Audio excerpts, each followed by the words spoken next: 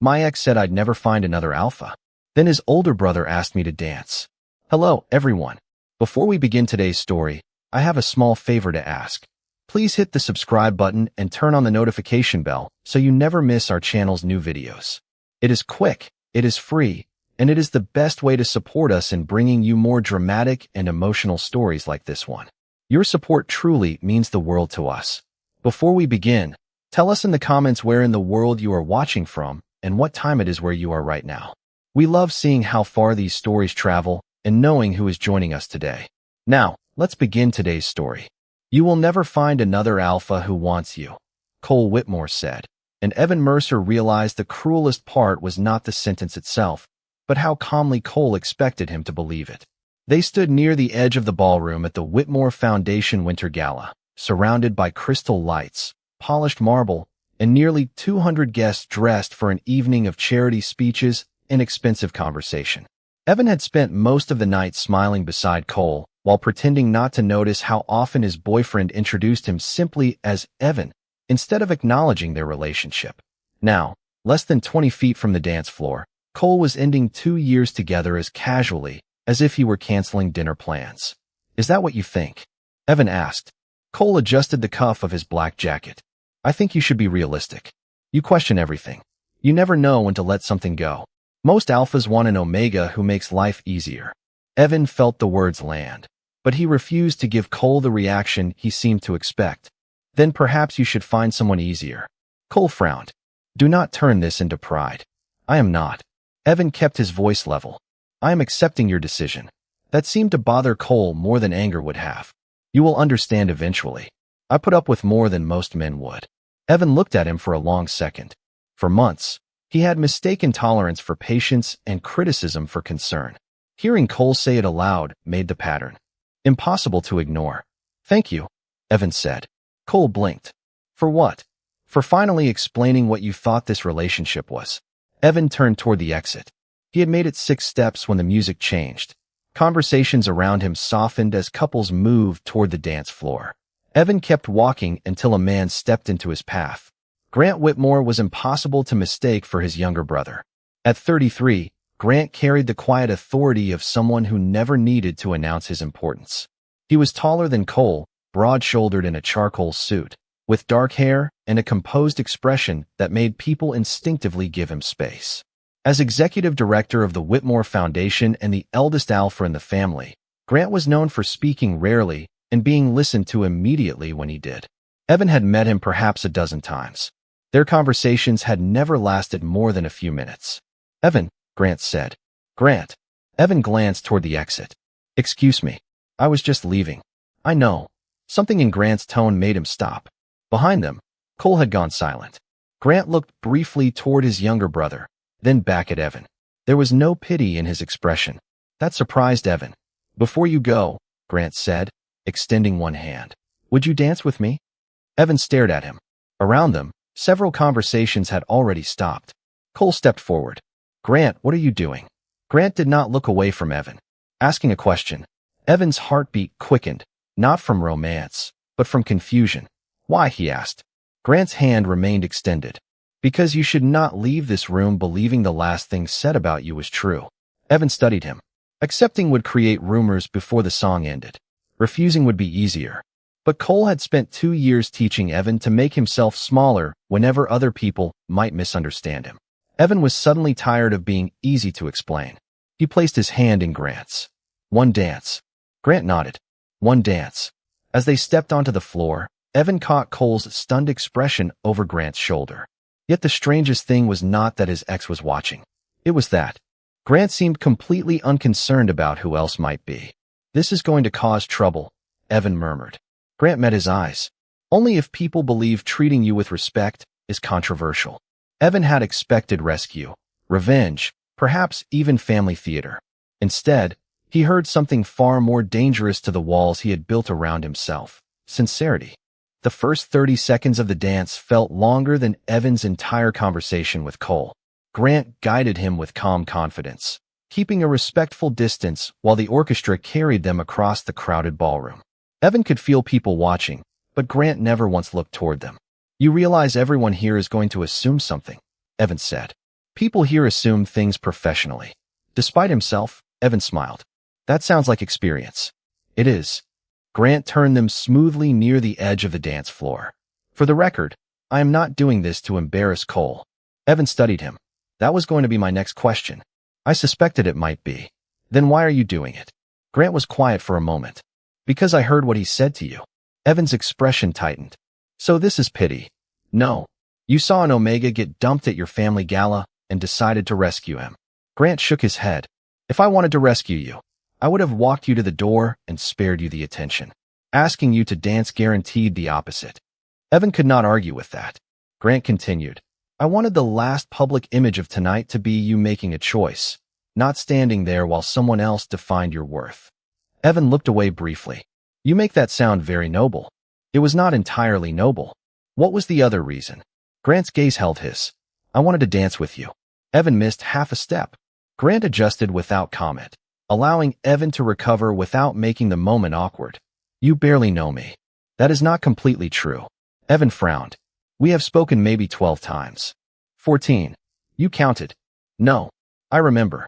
That answer unsettled Evan more than flirting would have. What exactly do you remember? Grant considered the question. Last spring you corrected a budget assumption during the foundation dinner when everyone else was too polite to tell me the numbers did not work. In July, you spent 20 minutes talking to a scholarship recipient everyone else had forgotten after the photographs were taken. And 3 months ago, you asked why our community grant program measured participation instead of long-term outcomes. Evan stared at him. You remember all of that? Yes. Why? Grant's expression remained composed. Because most people speak differently around me once they know my last name. You never did. The music softened as the song approached its end. Evan suddenly understood why Grant's attention felt different from Cole's. Cole had always described Evan's questions as exhausting. Grant remembered them. Did Cole ever tell you about us? Evan asked. Only when he was complaining. That sounds like him. It also told me more about you than he probably intended. Evan's face cooled. I do not want to become part of a disagreement between brothers. You will not. You cannot promise that. Then I will promise something I can control. Grant stopped as the final note faded. I will not use you to make a point to Cole. Around them, applause rose for the musicians. Grant released Evan's hand immediately, giving him space. Cole stood near the ballroom entrance, watching them. And now? Evan asked. Now you decide whether you still want to leave. Evan looked toward the exit. 5 minutes earlier, he had wanted nothing more than to disappear before anyone could see how deeply Cole's words had hurt. Now leaving felt different. It would be his decision, not an escape. I think I will stay for coffee. Grant nodded. Good choice. Do not sound too pleased with yourself. I will try. Grant stepped away, but Evan stopped him. Grant. He turned. You said you remembered my question about the grant program. I do. Nobody answered it. Grant's eyes sharpened with interest. Then perhaps tomorrow you should come to my office and ask it again. Evan looked across the ballroom at Cole, then back at the older brother who had somehow turned one humiliating evening into an unanswered question. Is that a date? Grant's expression softened. No, it is a meeting. If I ever ask you on a date, Evan, I will make sure you never have to wonder what I mean. The next morning, Evan arrived at the Whitmore Foundation headquarters 10 minutes early and immediately regretted caring enough to be early. Grant's office occupied the upper floor of a renovated brick building overlooking downtown, but nothing about the space felt designed to impress visitors. There were no family portraits, no oversized awards, and no photographs of Grant shaking hands with important people. Instead, the walls held maps showing neighborhoods served by foundation programs and handwritten notes from scholarship recipients. Grant looked up from his desk when Evan entered. 9:50. Evan raised an eyebrow. Our meeting is at 10. I know. I was impressed. Do not make me regret coming early. Grant gestured toward the chair across from him. I will do my best. Evan sat and placed a folder on the desk. You said I could ask my question again. I did. Why does your community grant program measure attendance instead of outcomes? Grant leaned back. Because attendance is easy to measure. That is not the same as useful. I agree. Evan paused. You agree? Grant opened a drawer and removed a report. 3 months ago, an anonymous reviewer submitted almost exactly the same criticism through our advisory portal. The reviewer argued that we were rewarding programs for filling rooms rather than changing lives. Evan stared at the report. He recognized the wording immediately. That was me. For the first time, Grant looked genuinely surprised. You wrote this? I did not think anyone read anonymous submissions. I read this 3 times. Evan looked down at the pages. Several paragraphs were marked with Grant's handwritten notes. You disagreed with half of it. 30%. That is still a lot. Good ideas survive disagreement. Something about the sentence stayed with Evan. Cole had treated disagreement as disloyalty. Grant treated it as evidence that someone was paying attention. They spent the next hour discussing the proposal. Grant challenged Evan's assumptions, and Evan challenged Grant's budget priorities. Neither man raised his voice. Neither apologized for having an opinion. By the end, Evan had forgotten that he was sitting across from his ex's older brother. He was simply talking to someone who listened. When the meeting ended, Grant closed the report. We are opening applications next month for an outside consultant to redesign this program. You should apply. Evan immediately shook his head. Absolutely not. Grant frowned. Why? Because if I get the position after dancing with you at your family gala, everyone will assume I got it because of you. Then I will remove myself from the selection process. Evan studied him. You would do that? If your work deserves consideration, my interest should not become a disadvantage. The word interest hung between them. Evan noticed it. Grant noticed that Evan noticed it. Neither pretended otherwise. Before Evan could respond, the office door opened and Cole stepped inside. He stopped when he saw them together. Seriously? Evan stood. Good morning, Cole. Cole looked at the report on Grant's desk. What is this? A meeting, Grant answered. Cole gave a humorless laugh. You expect me to believe this is about foundation work. Evan felt the old instinct to explain himself, then let it pass. You do not need to believe anything about me anymore. Cole looked at him sharply. Grant remained silent, allowing Evan to speak for himself. That mattered. Cole turned toward his brother. You always do this. Grant's expression changed. Do what? Wait until I make a mistake. Then show everyone how you would have done it better. The accusation revealed something Evan had not expected. This was older than him. Grant's voice remained calm. Evan is not one of your mistakes for me to correct. Cole went still. Grant continued. He is a person you hurt. There is a difference. Evan looked between the brothers and understood the danger more clearly than before. Grant might genuinely respect him, but Cole saw every interaction through years of rivalry. Evan picked up his folder. I am applying for the consulting position, he said. Both brothers looked at him, and neither of you gets to decide what that means. Then he walked out, leaving Grant with the first real reason to admire him that had nothing to do with rescuing him from a ballroom. 3 weeks later, Evan returned to the foundation for the final consulting interview, knowing Grant would not be in the room. Grant had kept his promise and removed himself from every stage of the selection process. Evan appreciated that more than he wanted to admit. The interview panel questioned his proposal for nearly 90 minutes, challenging his costs, timeline, and methods for measuring long-term results. Evan defended what mattered, revised what did not, and left without knowing whether he had succeeded. 2 days later, the call came. He had earned the position. Grant did not contact him until after the official announcement. His message contained only 4 words. Congratulations. You earned it. Evan read it twice before smiling. That evening, they met at a quiet coffee shop several blocks from the foundation. You could have written more than 4 words, Evan said. Grant lifted his coffee. I considered 5. Very generous. I did not want my congratulations to sound like ownership. Evan's smile faded into curiosity. You think about that a lot. Lately, Grant looked through the window before continuing. There is something I should have said earlier. Evan waited.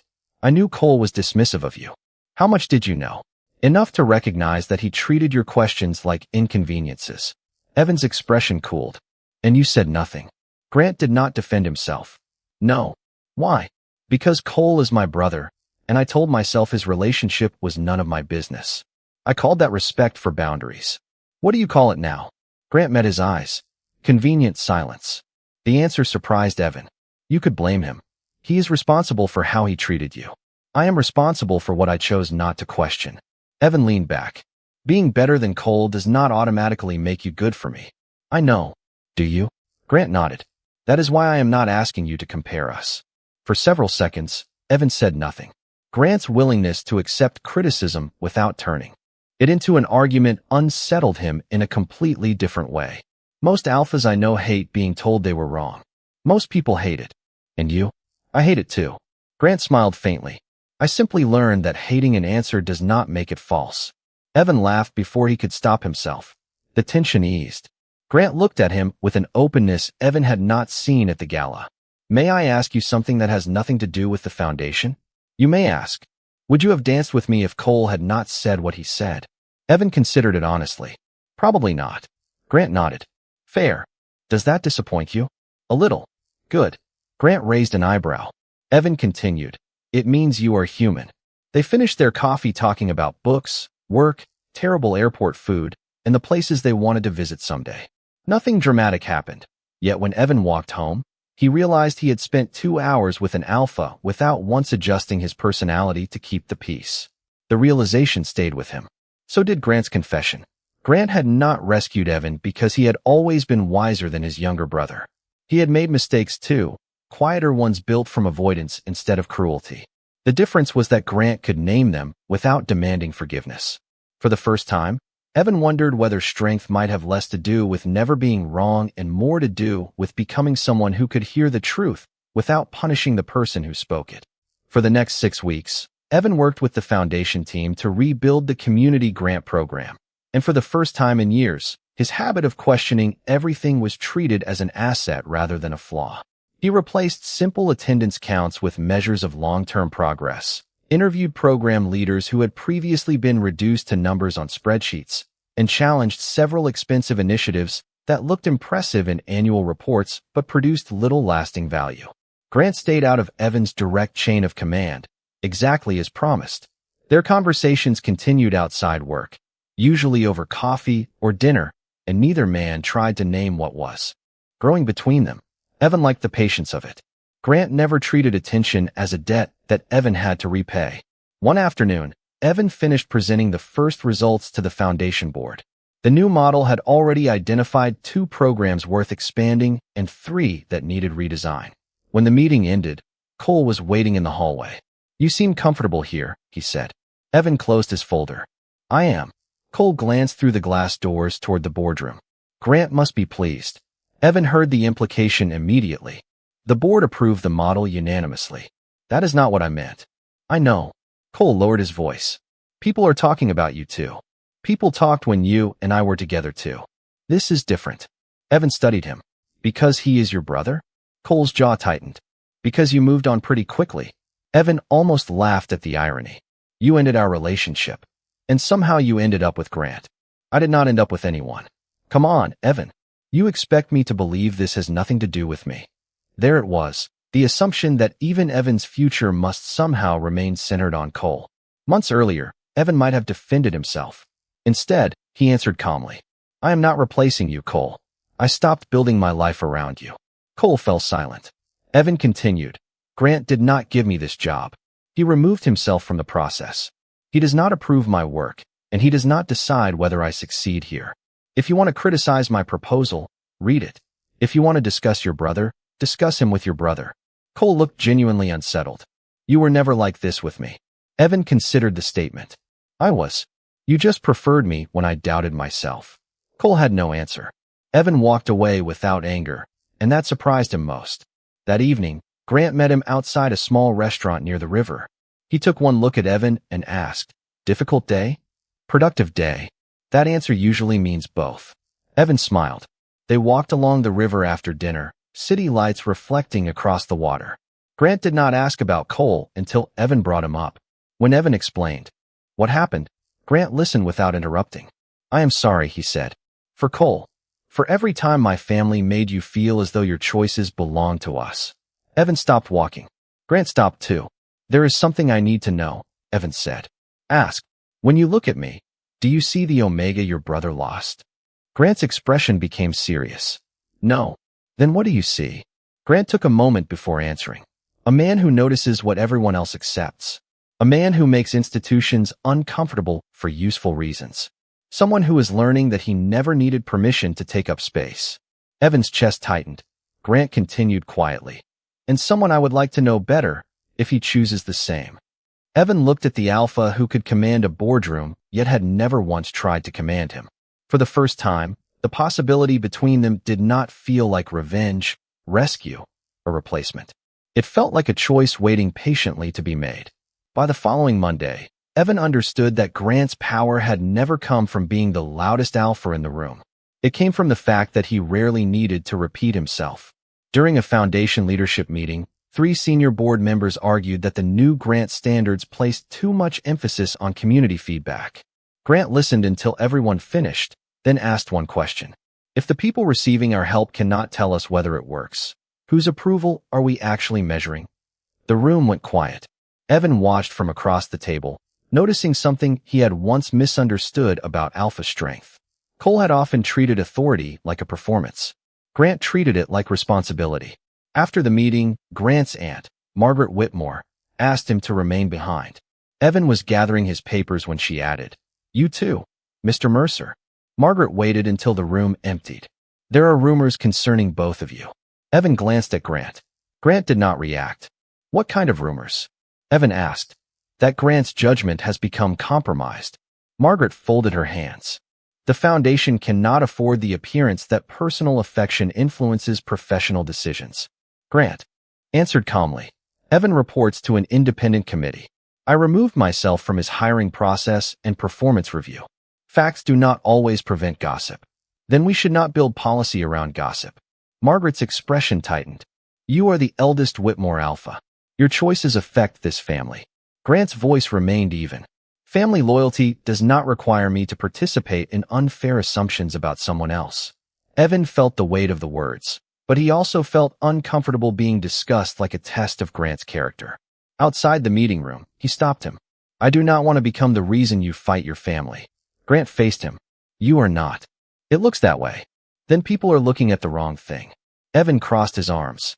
"Explain." Grant took a moment. "My family has confused peace with agreement for years. Cole learned that criticism meant rejection. I learned that silence kept everyone comfortable. Neither lesson was healthy.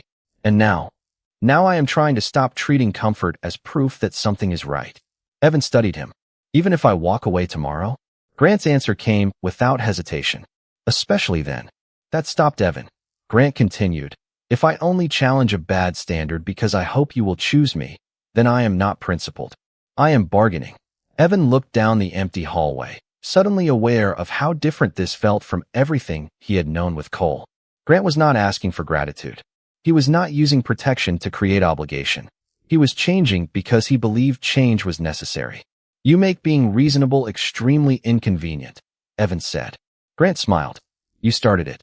Later that evening, Cole called Evan for the first time since their conversation at the Foundation.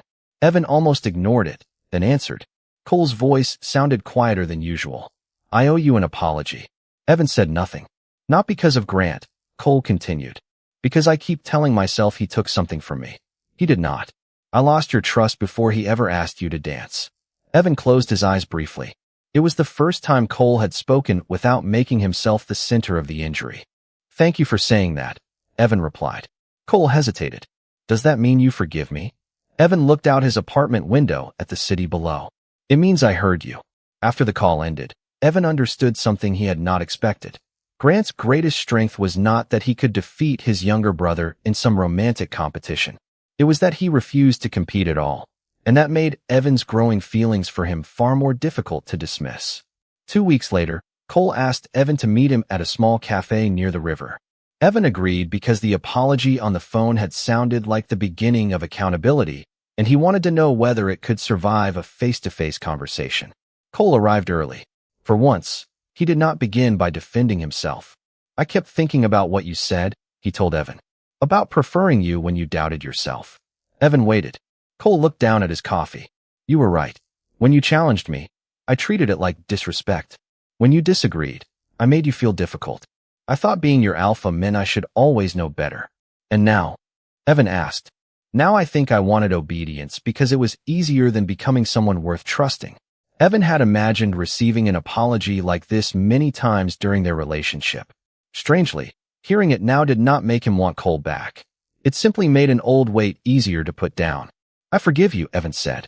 Hope appeared too quickly in Cole's expression. Evan noticed. But forgiveness does not restore what we had. Cole's face fell. I understand. I hope you do. Cole nodded slowly. Is it Grant? Evan almost answered immediately, then stopped. That question had followed him since the gala, and he was finally tired of letting two brothers define its boundaries. This is not about Grant. Whether I ever date him or never speak to him again, you and I are still finished. Cole absorbed the answer without arguing. When Evan left the cafe, he felt lighter, but not finished.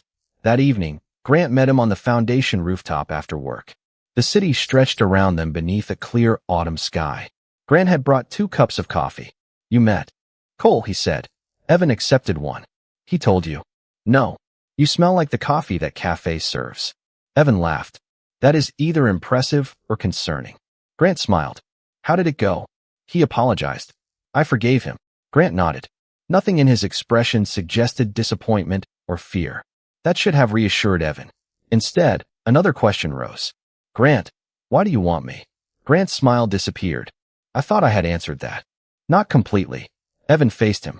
If part of this is about proving you are different from Cole, I need to know. Grant became still. It is not. How can you be certain? You spent years being compared to each other. Then he hurts me. You step onto the dance floor, and suddenly I become the person standing between 2 brothers. You are not between us. Then prove it by letting me step away. Grant's expression changed, but he did not interrupt. Evan continued. I need space from both of you. I need to know what my life looks like when I am not Cole's ex or the Omega his older brother might choose. Grant looked at him for several quiet seconds. How much space? I do not know. Then take what you need. Evan searched his face. That is all. What would you prefer? An argument? Part of me expected one. Grant set his coffee on the railing. Evan, wanting you does not give me authority over your answer. The words struck deeper than any declaration could have. Grant continued. If you return, I want it to be because you chose me clearly. If you do not, then what I feel does not become permission to make your life smaller. Evan swallowed. Walking away suddenly felt harder precisely because Grant was allowing him to. You really are inconvenient, Evan said softly. Grant smiled, though sadness remained in his eyes. I learned from an expert. Evan left the rooftop alone. For the next several weeks, he focused on work, friends, and the life he had neglected while trying to fit himself into someone else's expectations. Grant did not call. He did not send gifts. He did not manufacture reasons to see Evan. Yet something unexpected happened at the foundation. Without Evan beside him, Grant continued challenging the same assumptions they had discussed together. He proposed new leadership standards, requested an independent review of advancement opportunities for Omegas, and argued that no employee should have to become agreeable to be considered professional. When Evan heard about it, he finally understood the difference between performance and principle. Grant had not changed because choosing Evan made him look noble. He was changing even when there was no guarantee Evan would ever choose him back. During the weeks Evan spent creating distance, the Whitmore Foundation changed in ways Grant never tried to advertise. The independent review Grant had requested found that Omega employees were consistently represented in entry-level positions, but rarely promoted into senior leadership, even when their performance records matched or exceeded those of Alpha colleagues. Grant presented the findings at the next board meeting without mentioning Evan once. If advancement depends partly on who appears authoritative to us, he said, then we need to examine whether our definition of authority has been shaped by habit rather than ability.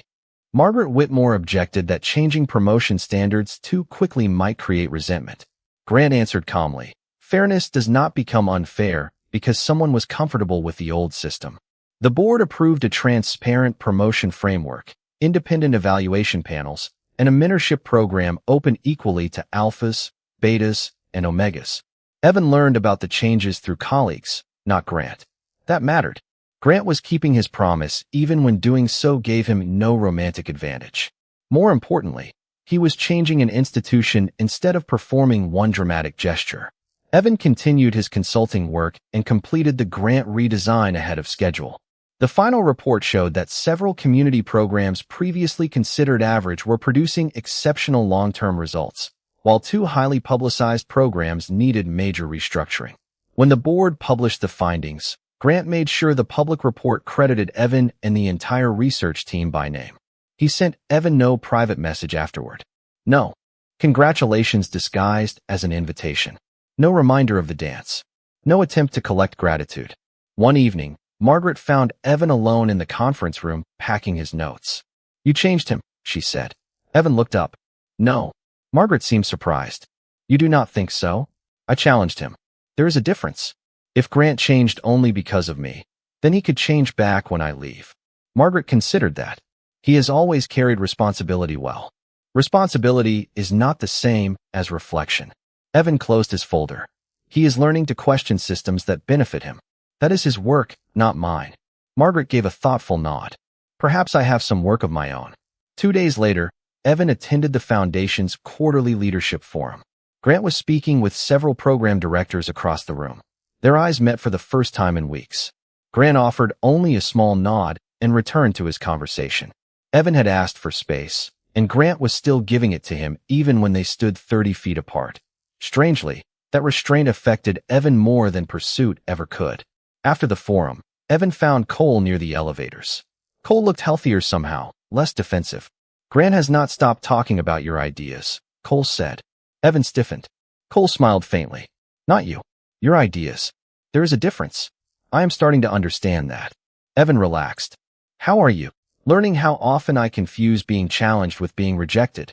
Cole looked embarrassed. Apparently that runs in the family. Evan smiled. Maybe not permanently. The elevator arrived.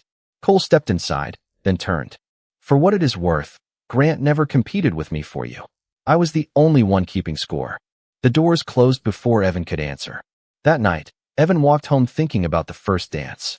He had believed Grant's greatest act of respect was offering his hand when Evan felt humiliated.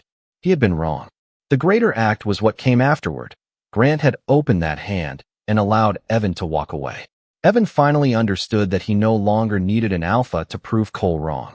He no longer needed anyone to prove he was worth choosing. And because he no longer needed Grant, he could finally ask himself the question that mattered most. Did he want him? The answer came quietly, without fear, revenge, or obligation. Yes. 3 months later, Evan returned to the Whitmore Foundation ballroom for its spring benefit, but almost everything about the evening felt different. The crystal lights were the same, the orchestra occupied the same corner, and familiar guests moved through the room in formal suits. Yet Evan no longer felt like someone else's guest. His consulting project had become the Foundation's new national grant model, and 2 other organizations had hired him to advise their community programs. When people approached him now, they asked about his work before asking whether he belonged to anyone. More importantly, Evan had stopped needing the distinction to prove anything. Across the ballroom, Cole was speaking with several friends. When he noticed Evan, he walked over. You look happy, Cole said. I am. Cole nodded toward the stage. I read the final grant report. You were right about the outcome measurements. Evan smiled. I may need that statement in writing. Cole laughed. There was no bitterness in it. I am trying to become someone who can admit when he is wrong. Keep practicing. I will. Cole hesitated, then offered his hand. Evan shook it. There was no reconciliation hidden inside the gesture, only closure. Take care of yourself, Evan. You too, Cole. After Cole walked away, Evan noticed Grant standing near the opposite side of the ballroom. Grant had seen the exchange, but he made no move toward Evan. He simply continued speaking with an elderly donor until the orchestra began another song. Evan waited. Grant still did not approach. Finally, Evan crossed the room himself. Grant noticed him coming and smiled. Good evening. That is all I get. Evan asked.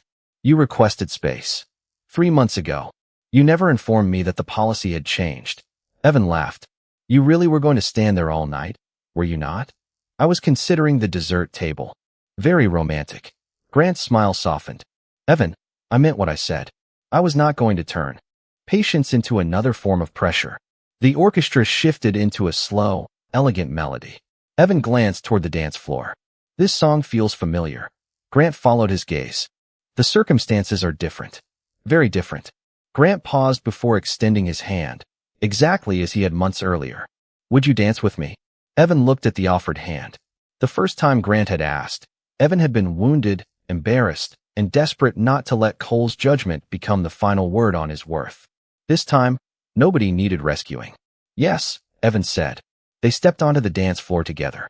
Grant kept the same respectful distance he had maintained during their first dance. Evan smiled. You know, you can stand a little closer now. Grant raised an eyebrow. Is that an official amendment to the policy? Do not ruin the moment. Grant laughed and moved slightly closer, still allowing Evan to set the distance. They danced in comfortable silence before Grant finally spoke. There is something I want you to understand. I never wanted to become the alpha who proved Cole wrong. Evan looked at him. Then what did you want? At first, I wanted you to leave that ballroom knowing one man's rejection was not a verdict. Then I got to know you, and everything became considerably less simple. That sounds inconvenient. Extremely. Grant's expression grew serious. I want you, Evan, but I do not need you to choose me so I can feel like a better man than my brother. That is work I have to do whether you are beside me or not. Evan felt the last uncertainty inside him settle. Cole made one mistake that hurt me for a long time, he said. He convinced me that finding another alpha would prove I was worthy. Grant listened quietly, but he was wrong about the question. My worth was never waiting for an alpha to confirm it. No, Grant said. It was not. Evan smiled. Which means I can finally choose an alpha because I want him, not because I need him to prove anything. Grant's eyes softened. And have you chosen one? Evan pretended to consider the question. There is an older brother who once asked me to dance. He sounds promising. Annoyingly patient. Terrible at short congratulatory messages. Serious flaws. Evan laughed, then met Grant's gaze. I choose you. Grant did not answer with a grand declaration. He simply smiled with the quiet relief of a man who understood what those words had cost Evan to say freely. Around them, the ballroom continued moving, but Evan no longer cared who was watching. Their first dance had begun because someone told him he would never be wanted again. Their second began after Evan learned something far more important. Being wanted was never the same as being worthy, and the healthiest love did not rescue him from being alone. It met him after he had learned how to stand on his own.